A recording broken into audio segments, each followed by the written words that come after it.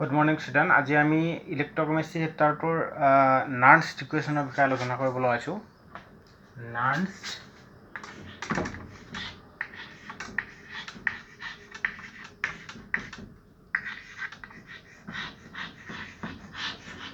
Equation, নাৰ্নছ সমীকৰণ।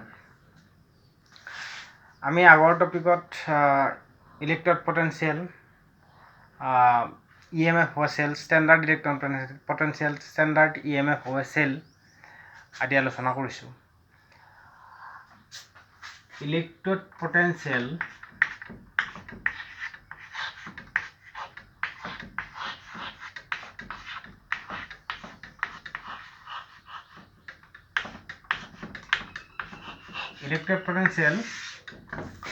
দুই প্ৰকাৰ হ'ব পাৰে। এটা হ'ল ৰিডাকশ্যন পটেনচিয়েল আৰু এটা হ'ল অক্সাইডেশ্যন পটেনচিয়েল, বিজাৰণ বিভৱ আৰু জাৰণ বিভৱ। OPN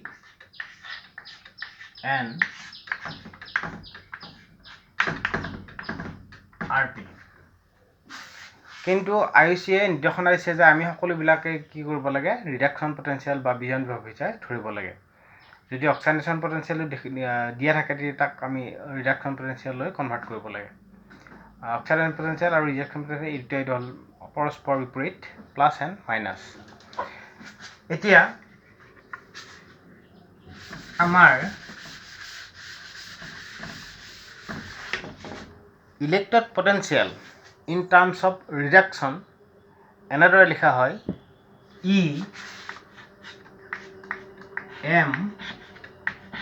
EM plus M equal to reduction potential। ইয়াত যেহেতু চাৰ্জটো কমি গৈছে, যেতিয়া চাৰ্জটো কমি যাব তেতিয়া হয় ৰিডাকশ্যন। আৰু ষ্টেণ্ডাৰ্ড ৰিডাকশ্যন পটেনচিয়েল ই থিটা বা ই নট লিখা হয় MN plus M equal to SRP, অৰ্থাৎ ষ্টেণ্ডাৰ্ড ৰিডাকশ্যন পটেনচিয়েল। এতিয়া ইয়াত EMN plus M এইটোৰ ক্ষেত্ৰত যিকোনো কনচেন্ট্ৰেশ্যন আৰু উষ্ণতাত বিজাৰণ বিভৱ, আৰু ই থিটা MN plus M equal to SRP মানে হৈছে ষ্টেণ্ডাৰ্ড ৰিডাকশ্যন পটেনচিয়েল, মানে হৈছে যেতিয়া আমাৰ সলিউশ্যনটোৰ কনচেন্ট্ৰেশ্যন 1 মোলাৰ হয় আৰু টেম্পাৰেচাৰ ইজ 25 ডিগ্ৰী চেলচিয়াছ, অৰ্থাৎ 298 কেলভিন, তেতিয়া বা যদি আমি গেছ ব্যৱহাৰ কৰোঁ তেতিয়াহ'লে গেছটোৰ চাপ বা প্ৰেছাৰ 1 বাৰ হিচাপে ধৰা হয়। তেতিয়া আমাৰ ইলেক্ট্ৰড বিভৱ বা ইলেক্ট্ৰড পটেনচিয়েলক ষ্টেণ্ডাৰ্ড ৰিডাকশ্যন পটেনচিয়েল বা ষ্টেণ্ডাৰ্ড ৰিডাকশ্যন পটেনচিয়েল বুলি কোৱা হয়। এতিয়া আমাৰ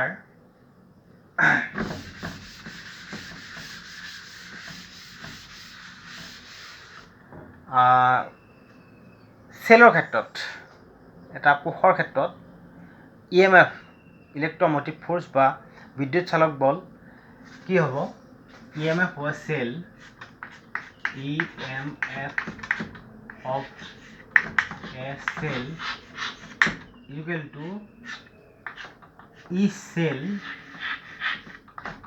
equal to E cathode minus E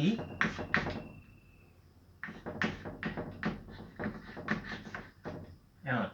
অৰ্থাৎ ই কেথড মানে হৈছে right hand electrode, right hand ইলেক্ট্ৰডক কেথড বুলি কোৱা হয়, আৰু ই এনড মানে হৈছে লেফ্ট হেণ্ড ইলেক্ট্ৰড। অৰ্থাৎ গেলভেনিক খেলটো পঢ়াওঁতে মই কৈছিলোঁ যে E cell is equal to ECU2 plus CU minus ZN2 plus ZN, অৰ্থাৎ CU2 plus CU আছিল আমাৰ কপাৰ ইলেক্ট্ৰড আছিল আমাৰ কেনেকুৱা কেথড ৰাইট হেণ্ড ইলেক্ট্ৰড, আৰু জিংক ইলেক্ট্ৰড আছিল আমাৰ and left hand electrode. So' E cell is equal to E cathode minus E anode. এইটো হৈছে ৰিডাকশ্যন পটেনচিয়েল, এইটো হৈছে ৰিডাকশ্যন পটেনচিয়েল। আমাৰ ৰিয়াকশ্যন পটেনচিয়েল হিচাপে ধৰা হয়। যদি অক্সাইডেশ্যন পটেনচিয়েল দিয়া থাকে তাৰ নিগেটিভটো হ'ব ৰিডাকশ্যন পটেনচিয়েল। এতিয়া E theta cell E theta cell is equal to E theta cathode minus E theta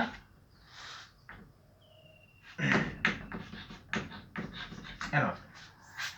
একেবাৰে E theta cell মানে হ'ব in 1 molar concentration of the solution and 25 degree Celsius but 298 Kelvin আৰু gas যদি হয় তেতিয়াহ'লে তাৰ প্ৰেছাৰটো হ'ব 1 bar আৰু এই ই সেল মানে হৈছে যিকোনো উষ্ণতা বা কনচেন্ট্ৰেচনত কোষটোৰ ইএমএফ এতিয়া আমাৰ যিকোনো কনচেন্ট্ৰেচন বা উষ্ণতাত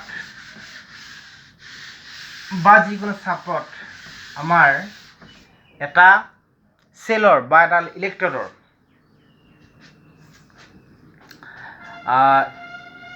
বিভৱ কেনেদৰে নিৰ্ণয় কৰা হয়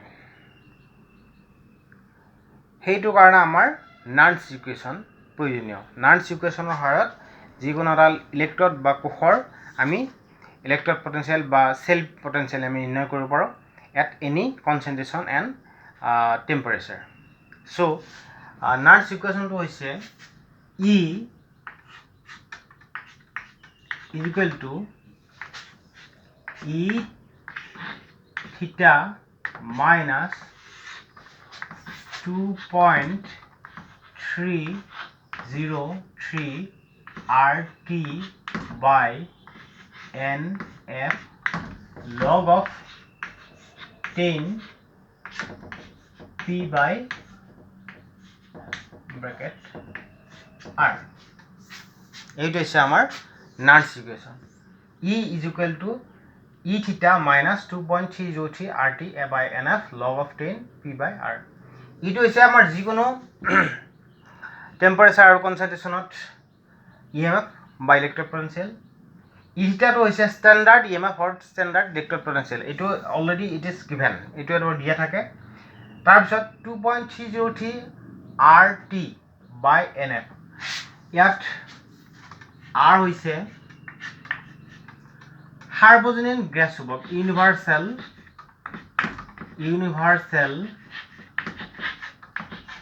gas constant universal gas constant R মানটো বহুত আছে যেনে 0.082 লিটাৰ পাৰ কেলভিন পাৰ মোল ইয়াত R মানটো ধৰা হয় 8.314 জুল পাৰ কেলভিন পাৰ মোল T2 হৈছে আমাৰ কি টেম্পাৰেচাৰ ইন কেলভিন স্কেল আৰু N মান হৈছে আমাৰ number of electron transferred oxidation হলে ইলেক্ট্ৰন লস আৰু ৰিডাকশন হলে ইলেক্ট্ৰন গেইন সো আমি ক'ব পাৰো যে number of electron transferred N is equal to number of electron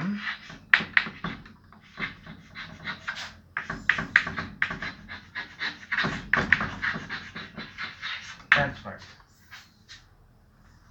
Number of electron transferred. So R is equal to 8.314 joule per Kelvin per mole. N is equal to number of electron transferred. T2 temperature in Kelvin scale. Or F2 is a Faraday's constant. Faraday ধ্ৰুৱক F Faraday's constant অর্থাৎ charge in 1 mole of electron charge in 1 mole of electron এটোৰ মানটো approximately equal to 96,500 coulomb ধৰা হয় এটাৰ মানটো 96,500 coulomb ধৰা হয় এতিয়া আমাৰ যদি টেম্পাৰেচাৰ তো আমাৰ 25 ডিগ্ৰি সেলসিয়াস বা 298 কেলভিন ধৰা হয় এফৰ মানটো আমাৰ 96,500 আমাৰ কনষ্টেণ্ট গতিকে আমাৰ ইটো হ'ব তেতিয়া আমি ইটো লিখিব পাৰোঁ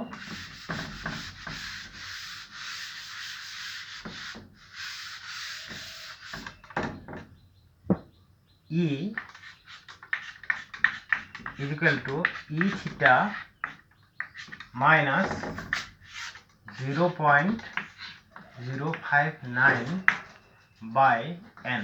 n to থাকিব log of p by 10 base r.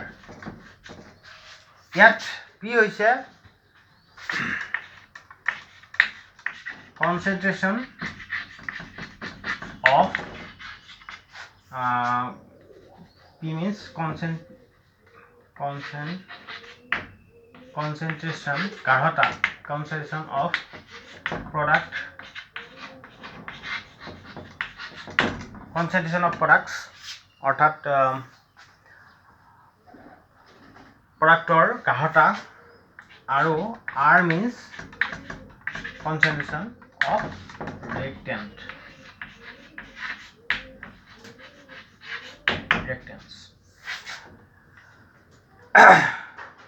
Yet P by R is known as reaction quotient. এতিয়া আমাৰ এটা যদি আমি reaction লওঁ যে twice A converted to twice B.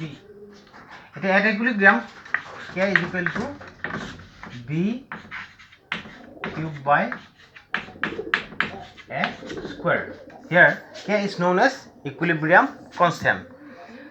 গতিকে at any time যদি আমি এই কনস্ট্যান্টটো Leão at any time not in equilibrium তেতিয়া it is known as equilibrium constant. So at that time it is written as Q is equal to B square by B cube by A square. So in the Nernst equation P by R is equal to Q. So it is a Nernst equation. ইয়াৰ পিছত আমি Nernst equationৰ derivation আলোচনা কৰিম এইটো এটা main equation এইটো হৈছে main equation E is equal to E theta minus 2.303 RT by N F log of 10 P by R. এইটো যে মেইন ইকুৱেশ্যন এতিয়া এই ইকুৱেশ্যনটো আমি কেনেকৈ ডেৰিভেশ্যন কৰিম এইটো নেক্সট টপিকত আলোচনা কৰিম অৰ্থাৎ লিনিয়াৰ কোষৰ ক্ষেত্ৰত আমাৰ ইটো কেনেকৈ উলিয়াম সেই বিষয়ে নেক্সট ভিডিঅ'টোত আলোচনা কৰিম থেংক ইউ